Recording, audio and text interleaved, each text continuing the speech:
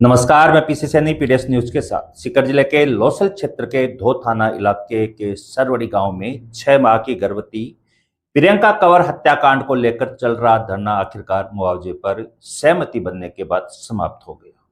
जनप्रतिनिधियों और प्रशासन की मौजूदगी में हुई वार्ता के बाद पीड़ित परिवार को 15 दिन के भीतर 21 लाख रुपए की आर्थिक सहायता देने पर सहमति बनी, जिसके बाद परिजनों और ग्रामीणों ने धरना समाप्त करने की घोषणा कर दी।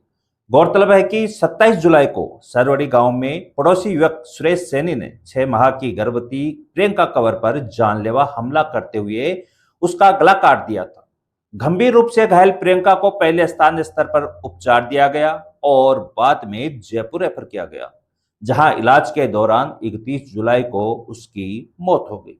इस हृदय विदारक घटना से पूरे क्षेत्र में शोक और आक्रोश का माहौल बन गया था।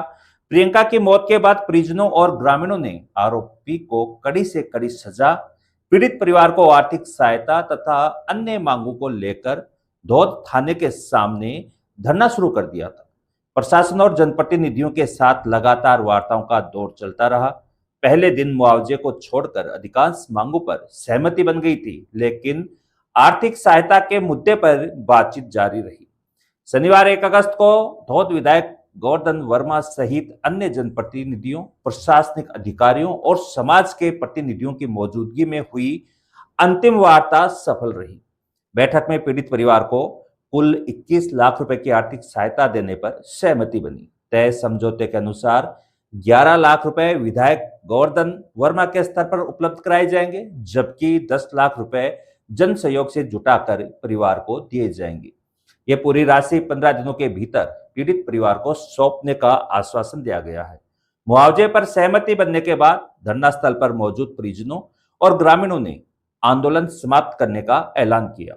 मौके पर मौजूद जनप्रतिनिधियों ने पीड़ित परिवार को न्याय दिलाने का भरोसा दिलाते हुए कहा कि आरोपी के खिलाफ कानून के तहत सख्त कार्रवाई सुनिश्चित की जाएगी। वहीं प्रशासन ने भी मामले की निष्पक्ष जांच और न्यायिक प्रक्रिया को तेजी से आगे बढ़ाने का आश्वासन दिया। इस आंदोलन का अंत आपसी सहमति के साथ हुआ। हालांकि प्रियंका कंवर की दर्दनाक मौत से पूरे इलाके में अब भी शोक का माहौल है।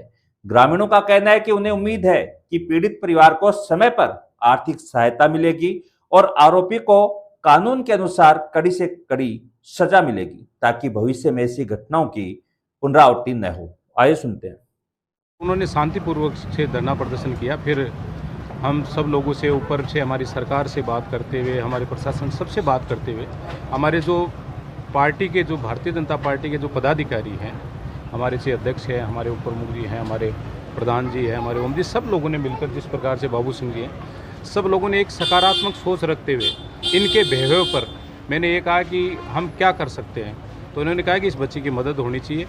तो इन्होंने कहा कि सरकार यदि देती है तो ठीक है, लेकिन जो आपने 11 लाख रुपए की घोषणा की है, वो रुपये सरकार देती है तो देती है, नहीं तो हम आप सब लोग मिलकर हम ये 11 लाख रुपए इनको बच्ची के परिवारजनों को देंगे, जिससे इसकी मदद हो सके। सब लोगों ने मिलकर सहयोग किया। लगभग 21 लाख रुपए की यहाँ से मदद हुई। सबसे आग्रह किया और सब लोगों ने हमारी बात को रखी और मानी भी कि हमने इनको आग्रह किया कि भाई अब धरना समाप्त करें और बच्चे का दाह संस्कार भी करें, जिससे हम परिवार की अन्य प्रकार से भी कोई मदद कर सके। सब लोगों से यही आग्रह है कि गरीब बच्चे की हमें ज़्यादा से ज़्यादा मदद करें। क्या जो डाटा है, देखिए, जो पुलिस इन्वेस्टिगेशन का पार्ट है, पूरी तरह से ये सहमति बनी है कि निष्पक्ष रूप से और त्वरित अनुसंधान किया जाएगा, ताकि उसको जो आरोपी है उसको शीघ्र से शीघ्र और उसको सज़ा मिले।